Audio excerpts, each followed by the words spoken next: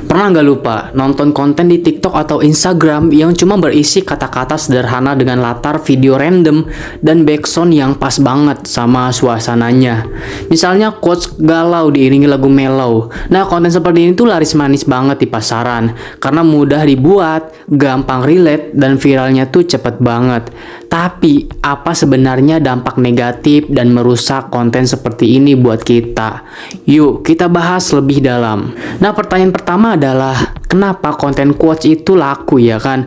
Ada alasan kuat kenapa konten beginian tuh mendominasi sosial media. Salah satunya karena teori resonansi. Dalam sosiologi, teori ini menjelaskan bahwa pesan atau ide yang sesuai dengan pengalaman dan emosi kita akan terasa lebih ngena.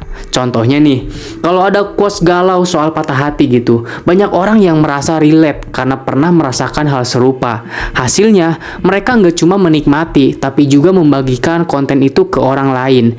Nah, ini tuh jadi semacam promosi gratis yang bikin konten kayak gini makin cepet banget viralnya. Nah, konten-konten seperti ini juga terkesan mengerti perasaan kita. Jadi, wajar kalau orang-orang suka, karena mereka merasa terwakili. Bahkan, kalau mereka nggak sedang mengalami hal tersebut. Karena ya realitanya semua orang tuh pernah merasakan hal yang serupa. Jadi mereka tuh tetap bisa merasakan relate gitu, karena mereka punya pengalaman serupa di masa lalu. Nah, lalu apa saja sih dampak negatif dari konten quotes ini?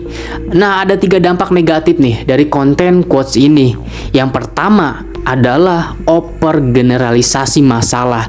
Nah, kan masalah hidup itu seringkali kompleks ya teman-teman. Tapi banyak konten quotes yang menyederhanakannya secara berlebihan. Misalnya, tren marriage is scary yang pernah viral tuh. Dengan hanya teks dan video sederhana, tren ini memunculkan persepsi negatif soal pernikahan. Yang padahal pernikahan itu kan subjektif atau beda orang beda cerita gitu. Tapi gara-gara overgeneralisasi dari konten seperti ini, orang tuh jadi bisa terpengaruh dan punya pandangan sempit soal kehidupan pernikahan. Lalu yang kedua adalah glorifikasi kesedihan. Nah, kadang ya teman-teman, kita tuh sering banget mencari konten yang relatable gitu untuk mengungkapkan perasaan kita. Misalnya nih, ketika sedih, kita tuh cari quotes galau yang mewakili emosi kita. Ya walaupun nggak salah, karena ini bisa jadi pelampiasan yang sementara. Tapi kalau kebiasaan ini berlebihan gitu, nantinya kita tuh bisa terjebak dalam validasi emosi instan. Yang artinya kita merasa puas cuma karena perasaan kita terwakili, tapi nggak berusaha menyelesaikan akar masalah sebenarnya. Nah, akhirnya ini tuh membentuk siklus yang nggak sehat teman-teman. Jadinya kita tuh terus mencari konten serupa tanpa keluar dari kesedihan atau masalah itu sendiri. Lalu yang ketiga adalah kredibilitas pembuat konten ini. Nah, konten quotes itu kan gampang banget ya dibuatnya. Jadi siapapun bisa bikin tanpa harus punya latar belakang yang relevan. Misalnya nih, ada orang yang bikin quotes gitu tentang mental health, padahal nggak punya ilmu di bidang psikologi. Nah, masalahnya nih teman-teman, nggak semua orang berpikir kritis gitu saat melihat konten ini. Kalau kata-katanya terasa masuk akal, relate, banyak yang langsung percaya begitu aja tanpa mempertanyakan kredibilitas pembuat konten ini. Nah, ini bisa berbahaya banget, apalagi kalau isi kontennya tuh mengarahkan ke pemahaman yang salah. Nah, terus bagaimana kita harus menyikapinya? Jadi gini teman-teman, konten quotes itu kan bisa jadi hiburan ya, motivasi atau enggak pelarian sementara dari masalah. Tapi kita tuh harus bijak dalam menikmatinya teman-teman. Jangan sampai terlalu bergantung pada konten seperti ini untuk mencari validasi emosi.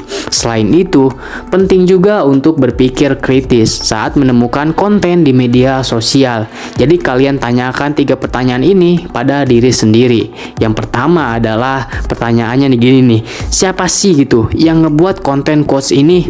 Nah, lalu pertanyaan yang kedua, apakah kontennya tuh relevan dan bisa dipercaya dan bersumber dari mana? Lalu yang terakhir, apakah mungkin saya hanya terjebak dalam siklus kesedihan?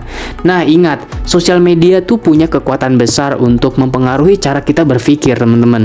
Jadi, jangan biarkan konten sederhana membentuk persepsi yang terlalu sempit atau malah ngebuat kita terjebak dalam masalah tanpa solusi. Nah, itulah pandangan gue soal konten quotes di sosial media. Kalau kalian punya pendapat atau enggak pengalaman gitu tentang fenomena ini, coba tulis di kolom komentar teman-teman. Semoga video ini tuh bermanfaat dan sampai ketemu di pembahasan selanjutnya. Terima kasih.